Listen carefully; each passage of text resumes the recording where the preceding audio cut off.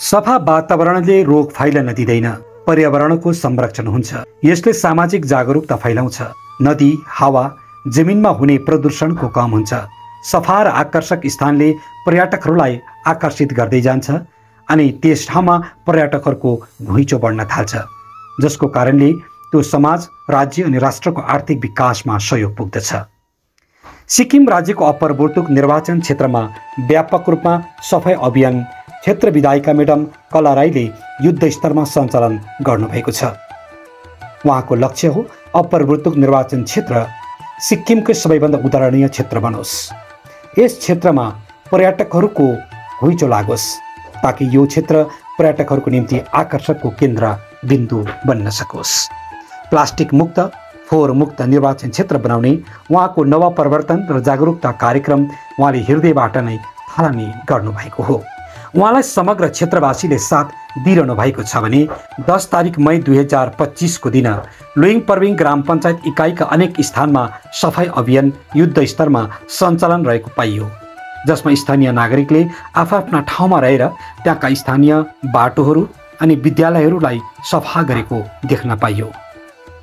सोही प्रकारले Luing Perbing मल्टिपर्पोज cooperative society अर्थात् लुइङ पर्बिङ बहुउद्देश्य सहकारी समिति कार्यालयको सिधा मुनिको गाउँ, जसलाई हामी देवीथान गाउँ भनेर बुझ्दछौँ, यो देवीथान गाउँ परिसरमा बस्ने धेरै परिवारमध्ये आज पाण्डे परिवार अनि तिवारी परिवारले स्थापित जगतजननी माता देवीको मन्दिरलाई सफाई गर्नका साथै स्थानीय गाउँले बाटो, फुटपाथको सफाई गर्ने काम पनि युद्ध स्तरमा सञ्चालन रह्यो।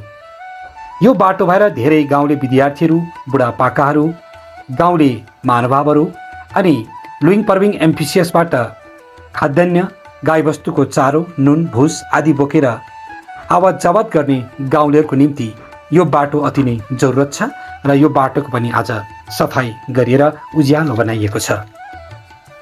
त्यहाँ जति भेटाइएका प्लास्टिकहरूलाई डिस्पोजल गरेर झार जङ्गल उखेलेर बाटो सुन्दर बाटोमा परिणत हुन गयो। तर यो बाटोमा यसरी प्लास्टिकको चिजहरू खाएर बाटोमा कोही कसै महानुभावले विद्यार्थी नानीहरूले नफ्याँकिदिनु होला।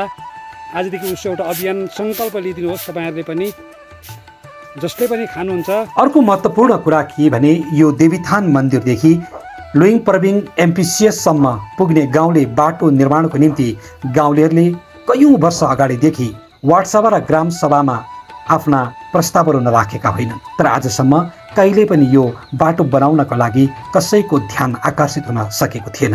यद्यपि वर्तमान क्षेत्र विधायिका महोदय श्रीमती कला राई मेडमकोमा गाउँलेवासीले आफ्ना आवेदन चढाउँदा अनि स्थानीय ब्लक पञ्चायत श्री यामबहादुर गुरुङले पनि मेडम समक्ष र वार्ड समक्ष पनि यो प्रस्ताव राखे बापत माननीय विधायिका महोदयले यो बाटोलाई निर्माणको निम्ति गान्तोक जिल्ला पञ्चायत अध्यक्ष समक्ष आफ्नो विचार साझा गर्दै झट्टै यो बाटो बनाइदिने उहाँले आग्रह गरे बमोजिम गान्तोक जिल्ला पञ्चायत अध्यक्षले पनि यो बाटो स्वीकृत गरिदिनु भएको छ र यो अहिले युद्ध स्तरमा निर्माण कार्य सञ्चालित छ, जसले गर्दा अहिले यो सिसी फुटपाथ बनिँदै गएको छ। उसै त यो ठुलो रकममा बनिएको छैन, इको फ्रेन्डली बाटो बनाउने कुरा रहेको थियो, तर हामीलाई जरुरत थियो दिगो बाटोको र अहिले जुन यो काम गर्नको निम्ति स्थानीय गाउँले भाइ मोहन प्रसाद पाण्डेलाई नोमिनीको रूपमा माननीय क्षेत्र विधायक महोदयले जुन कामको जिम्मेवार दिनुभएको छ, उहाँले पनि 2 पैसा बचत नगर्ने हिसाबले यो बाटो सुन्दर ढङ्गले निर्माण गरिरहनु भएको छ।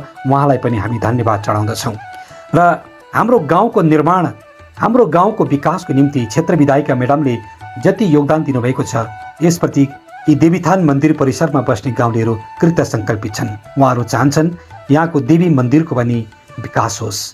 देवी मन्दिरमा एउटा असल मन्दिर निर्माण गर्नु आवश्यक छ र यो मन्दिर परिसरमा दैनिक पाठ पूजा हुन आवश्यक छ। यो मन्दिरलाई पञ्जीकरण गर्नुपर्ने आवश्यकता छ र यसप्रति पनि क्षेत्र विधायक महोदय समक्ष गाउँलेहरूले बसेर यसमाथि आफ्ना विचारहरू भविष्यमा साझा गर्ने विचार साँच्नु भएको छ र गाउँलेहरू भन्छन् यस्तै दूरदर्शी विधायिका पाउनु हाम्रो सौभाग्य हो। भविष्यमा अझै हाम्रो गाउँ विकास भएर जाओस्, हाम्रो शुभकामना।